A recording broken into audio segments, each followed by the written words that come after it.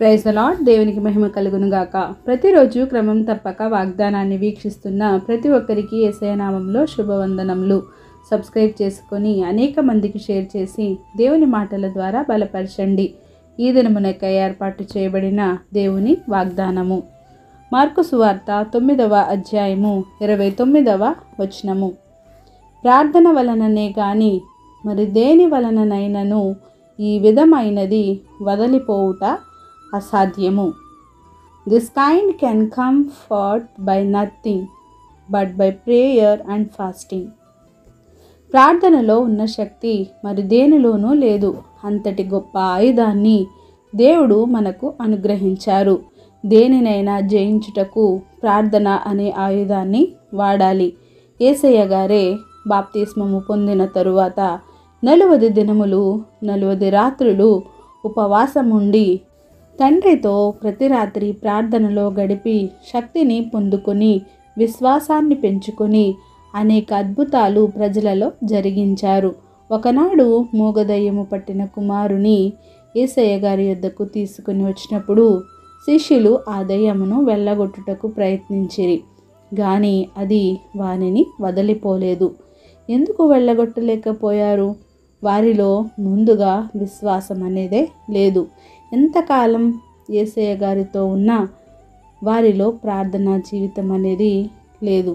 అందుకని వారు ఆ దయ్యమును వెళ్ళగొట్టలేక దేవుని దగ్గరకు తీసుకొని వచ్చినప్పుడు ఆ బాలుని తండ్రిని యేసయ్య గారు, నమ్ముట నీ వలననైతే నమ్మువానికి సమస్తమును సాధ్యమే అని చెప్పారు.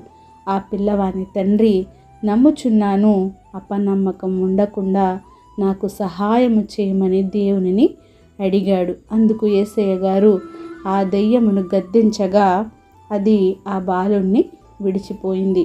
అప్పుడు శిష్యులు యేసయ్య గారు ఏకాంతముగా ఉన్నప్పుడు మేమెందుకు ఆ దయ్యాన్ని వెళ్ళగొట్టలేకపోతిమి అని అడిగారు.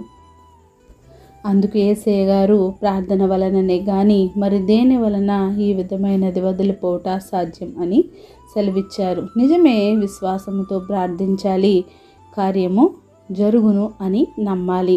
విశ్వాసం నమ్మిక రెండూ ఉండాలి. ఆ బాలుని తండ్రికి నమ్మకం ఉంది, ప్రార్థించే వారికి విశ్వాసం ఉండాలి. యేసయ్య గారు ప్రతిదినము ప్రార్థనలో గడుపుతూ ఆయన విశ్వాసాన్ని కాపాడుకుంటూ అపవాదిని ఎదిరించే శక్తిని పొందుకుంటూ బలంగా పోరాటం చేయుటకు తండ్రిని ఆశ్రయించేవారు. నరమాతృలుగా మనము కూడా దేవుని దినదినము ఆశ్రయించాలి, ప్రార్థించాలి, వేడుకొనాలి. విశ్వాసాన్ని అనుగ్రహించమని, అపనమ్మకాన్ని తీసివేయమని మనం అడగాలి. అటువంటి ప్రార్థనా జీవితమే కనుక మనము కలిగి ఉంటే ఏదైనా సాధ్యమే.